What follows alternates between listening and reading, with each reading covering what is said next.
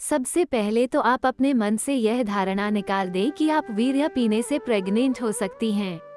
ऐसा कोई केस अभी तक नहीं आया है। ये बात तो आप सभी जानते हैं कि महिलाएं प्रेग्नेंट तभी होती हैं जब पुरुष का स्पर्म उनके अंडे से जाकर मिलता है। उसके बाद ही वो अंडा फर्टिलाइज होता है।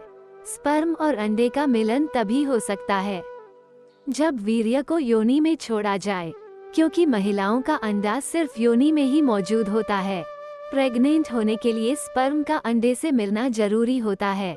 वीर्य पेट में जाकर पच जाता है। यदि कोई स्त्री वीर्य पीती है तो उसके पेट में जाता है, इसलिए स्पर्म का पेट में जाकर पाचन हो जाता है, तो प्रेग्नेंट होने का कोई सवाल ही पैदा नहीं होता। तो इस बात से डरने और घबराने की कोई जरूरत नहीं है।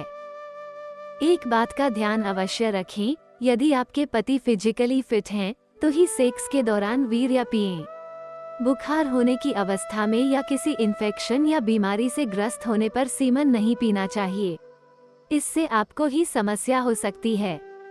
चूंकि वीर्य पौष्टिक तत्वों से भरपूर होता है, इसलिए ये पचाने में आसान नहीं होता।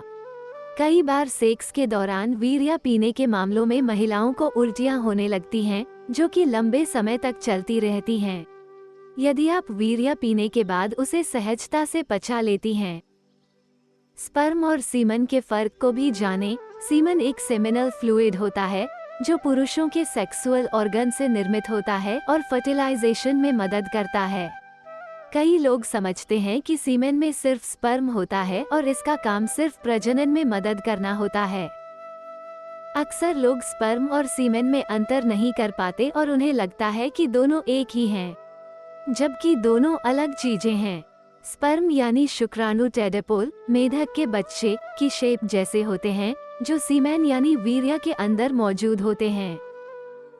इनका काम ओवरी से रिलीज हुए अंडे को फर्टिलाइज करना होता है, लेकिन अंडों तक पहुंचने में इन्हें एक लिक्विड की जरूरत होती है जिसे सीमेन कहा जाता है।